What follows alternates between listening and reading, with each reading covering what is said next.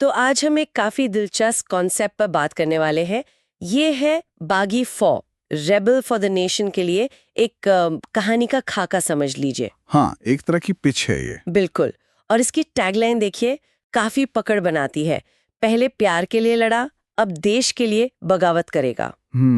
ये लाइन मतलब सिर्फ कैची नहीं है, ये इशारा कर रही है कि कहानी अब पर्सनल नहीं रही, अब मुद्दा बड़ा है, सिस्टम का है। हाँ, और ये फ्रेंचाइजी के लिए एक अहम मोड़ हो सकता है। इस खाकी के हिसाब से रॉनी यानी टाइगर श्रॉफ इस बार किसी बाहरी दुश्मन से नहीं लड़ रहा। अच्छा, तो फिर किससे? दुश्मन अंदर ही है, देश के भीतर।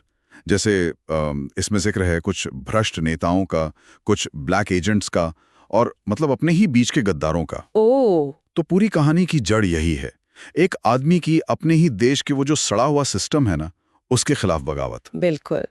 तो कहानी हमें रॉनी के सफर पर ले जाती है। लगता है वो स्पेशल फोर्सेस छोड़ चुका है, हाँ, शुरू में ऐसा ही लगता है। पर उसकी जिंदगी तब एकदम पलट जाती है जब उसके फौजी भाई की सरहद पर मौत होती है।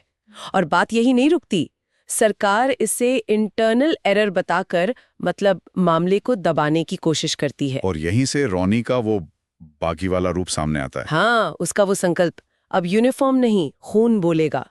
ये सिर्फ गुस्सा नहीं लगता, ये सीधे सिस्टम को चुनौती है। सही कहा, ये बदला लेने से कहीं ज्यादा है। ये एक तरह से सिस्टम की सफाई की मुहिम है।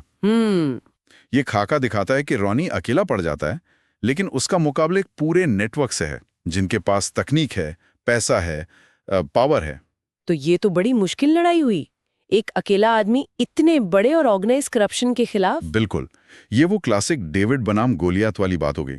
पर यहाँ गोलियात बाहर नहीं, अपने ही घर में है। और इसी अकेलेपन और सिस्टम से टकराव को कहानी में एक सीन से और उभारा गया है। जिक्र है कि रॉनी अस्पताल में है, बुरी तरह घायल। हाँ, वो सीन, डॉक्टर कहता है शरीर तो टूट चुका है, पर इसकी आंखें आंखें अभी भी लड़ रही हैं। और रोनी का जवाब सुनिए, मैं गोली से नहीं गिरा, गलत सिस्टम से गिराया गया हूँ।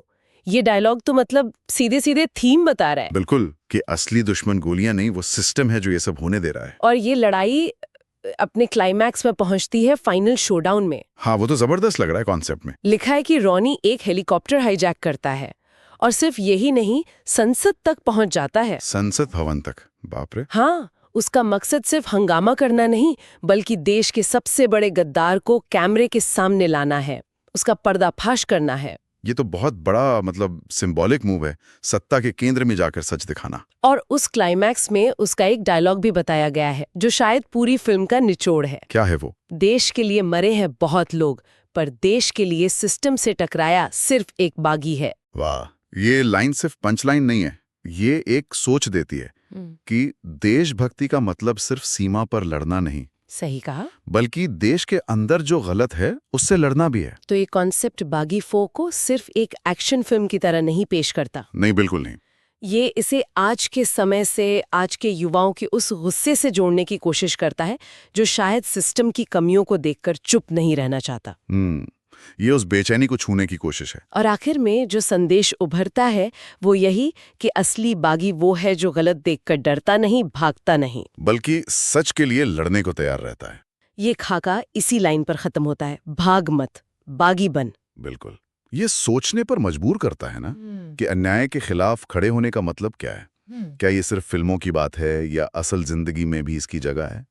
अपने आसपास जो गलत हो रहा है उस पर सवाल उठाना, क्या ये भी एक तरह की बगावत है?